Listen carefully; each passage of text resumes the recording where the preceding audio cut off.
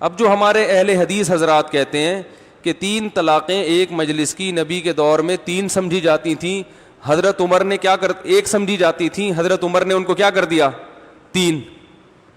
تو اس کا مطلب جو بیوی نبی کے دور میں حلال سمجھی جاتی تھی نبی کے حکم سے, وہ حضرت عمر نے کیا کر دی, بولو نا بھائی, حرام کر دی. تو جب یہ اختیار نبی کے پاس نہیں ہے تو حضرت عمر کے پاس یہ اختیار ہو سکتا ہے؟ قاری خلیل الرحمان صاحب کا میں دیکھ رہا تھا کلپ, بول ٹی وی میں بڑے دھڑلے کے ساتھ کہہ رہے تھے کہ نبی صلی اللہ علیہ وسلم کے دور میں ایک مجلس کی 3 طلاقیں ایک سمجھی جاتی تھیں. ایک تو افسوس اس پر ہوتا ہے کہ حدیث کا ترجمہ غلط. میرا دل چاہ رہا تھا کاش میں بیٹھا ہوا ہوتا اسی وقت روک لیتا کہ قاری صاحب اللہ کا نام لو, خدا سے ڈرو. طلاق کے مسائل کا مطلب یہ ہے کہ حلال کو حرام کر دینا, حلال کو حرام اور حرام کو حلال اس جرت سے کیا جا رہا ہے. لاکھوں لوگوں کے سامنے حدیث کا ترجمہ 100% غلط کیا جا رہا ہے, اور لوگ بیٹھے ہوئے ہیں, لوگوں کو تھوڑی قرآن و حدیث کا پتہ ہے, اور اپنی تحقیق کو کیا کہا جا رہا ہے, قرآن و حدیث. تم ابو حنیفہ کے اندھے مقلد ہو, ہم کس کو فالو کرتے ہیں, قرآن و حدیث کو. یہ قرآن و حدیث ہے آپ کے پاس کہ آپ حدیث کا ترجمہ غلط کر رہے ہو. یہ کون سی حدیث میں لکھا ہے کہ نبی کے دور میں ایک مجلس کی 3 طلاق ایک سمجھی جاتی تھی؟ یہ کہاں لکھا ہوا ہے؟ یہ ایک مجلس کا لفظ آپ نے کہاں سے ایڈ کر دیا؟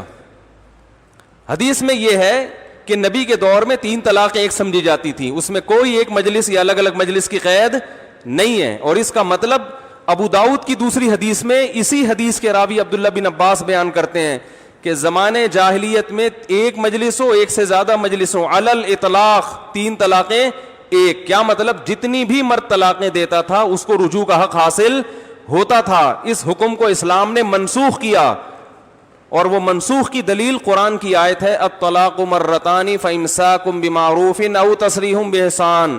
طلاقیں 2 مرتبہ ہیں, اس کے بعد رکھنا ہے یا چھوڑنا ہے. فإن طلقها, اگر تیسری دے دی, فلا تحل له من بعد, تو تیسری کے بعد بیوی حلال نہیں ہے, چاہے وہ فوراً دی ہو یا بعد میں دی ہو. قرآن نے یہ فرق نہیں کیا, اسی مجلس میں دی ہو یا اگلے سال دی ہو, کوئی فرق نہیں کیا قرآن نے. اس آیت سے یہ حکم کیا ہو گیا تھا؟ منسوخ. تو بہت سے صحابہ کے بارے میں امکان ہے انہیں اس کے منسوخ ہونے کا علم نہ ہو, کہ زمانے جاہلیت میں جو ایک رسم چلی آ رہی تھی وہ ان کے علم میں نہ ہو. بالکل اسی طرح کے الفاظ متع کے بارے میں صحیح مسلم میں حضرت جابر بن عبداللہ فرماتے ہیں کہ نبی کے دور میں ہم متع کیا کرتے تھے, ابو بکر کے دور میں بھی حضرت عمر نے پابندی لگائی. تو کیا اس بیس پہ متع حلال ہو جائے گا؟ بھائی نبی کے دور میں کرتے تھے, کیا نبی کے کہنے سے کرتے تھے یا ابو بکر کے کہنے سے کرتے تھے؟ ہر وہ کام جو نبی کے دور میں ہوا ہے تو یہ اس کی علامت نہیں ہے کہ یہ نبی کے آرڈر پہ ہوا ہے. تو شیعہ یہی دلیل پیش کرتے ہیں متع کے جائز ہونے کی کہ اس پہ تو عمر نے پابندی لگائی ہے. ہم کہتے ہیں متع پہ حضرت عمر نے جو پابندی لگائی یہ عین قرآن و حدیث کی روشنی میں لگائی ہے, کیونکہ متع حرام ہو چکا تھا نبی کے دور میں, لیکن زمانے جاہلیت کی رسم تھی, ہر ایک کو حرمت کا علم نہیں تھا.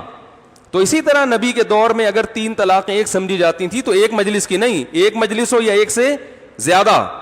حضرت عمر نے جو 3 کو 3 قرار دیا وہ نیا حکم نہیں تھا, یہ وہی حکم تھا جو قرآن میں نازل ہوا ہے. اور اس کی سب سے بڑی دلیل کہ ایک صحابی نے بھی اس پر اعتراض نہیں کیا, کسی ایک نے بھی.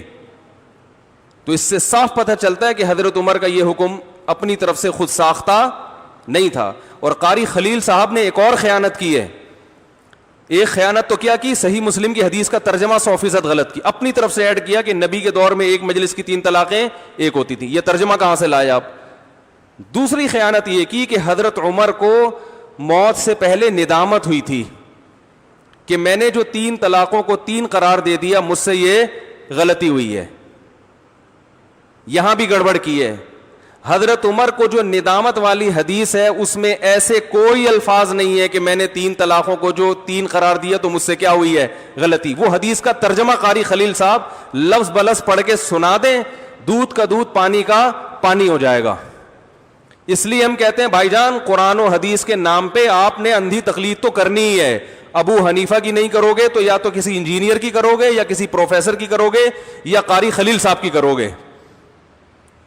نہیں آ رہی بات میرا خیال ہے سمجھ میں. تو اس حدیث میں یہ نہیں ہے حضرت عمر نے یہ کہا تھا 3 طلاقوں کو 1 قرار دینے میں مجھ سے 3 کو 3 قرار دینے میں مجھ سے کیا ہوئی ہے غلطی. وہ کیا کہا تھا وہ قاری خلیل سے ہی آپ کہیں کہ وہ حدیث پورے لفظ بلفظ پڑھ کے سنائیں. دوسری وہ حدیث انتہائی ضعیف ہے حضرت عمر والی, سند بھی پڑھ کے سنائیں ذرا اس کی. تیسری بات, اگر بالفرض حضرت عمر کو ندامت ہوئی ہوتی تو حضرت عمر وصیت لکھ کے جاتے نا کہ بھائی مجھ سے غلطی ہو گئی, جس بیوی کو قرآن نے حلال کیا تھا میں نے غلطی سے کیا کر دیا حرام, تو آپ لوگ اس قانون کو چینج کر لیں. ایسا کچھ بھی نہیں کیا. اور حضرت عمر سے تو اس سے چھوٹی چھوٹی غلطیاں ہوئی ہیں, صحابہ نے احتجاج کیا ہے. حضرت عمر نے حکم دیا کہ میں 400 درہم سے زیادہ مہر پہ پابندی لگاؤں گا. ایک عورت کھڑی ہو گئی کہ ہم یہ پابندی قبول نہیں کرتے کیونکہ قرآن و سنت میں ایسی کوئی پابندی نہیں ہے. اور بھی مثالیں ملتی ہیں. یہ کیسی بات ہے کہ ایک صحابی بیوی کو 3 طلاقیں دے رہے ہیں, قرآن و سنت کے مطابق تو وہ 1 ہو رہی ہے, بیوی نکاح سے نکلی نہیں ہے, اور اس عورت کے لیے کسی اور سے نکاح کیا ہے حرام ہے.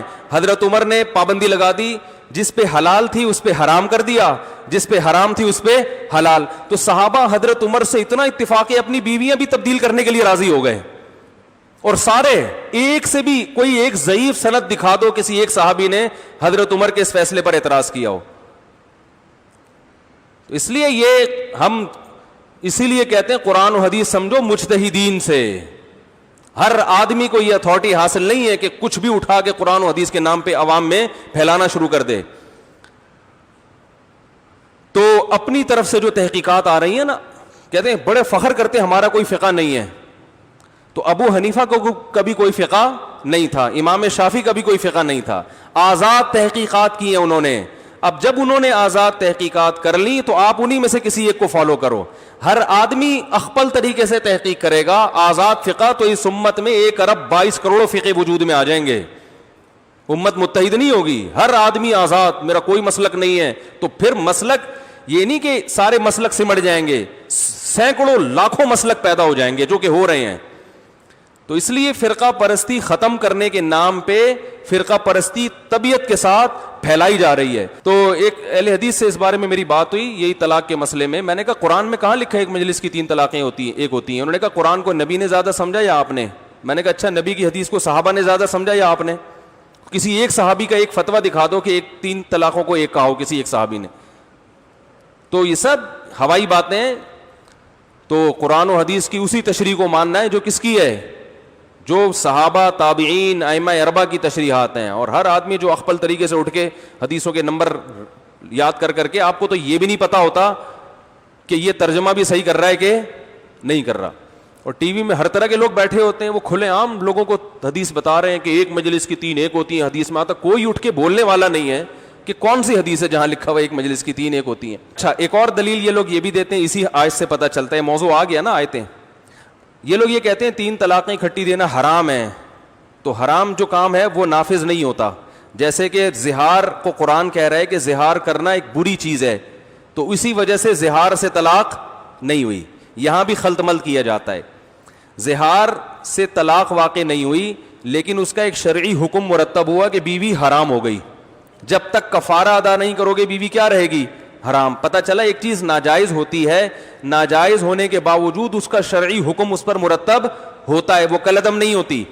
تو 3 طلاقیں اکٹھی دینا بھی ناجائز ہے لیکن اس کا جو شرعی حکم ہے وہ اس پر مرتب ہوگا.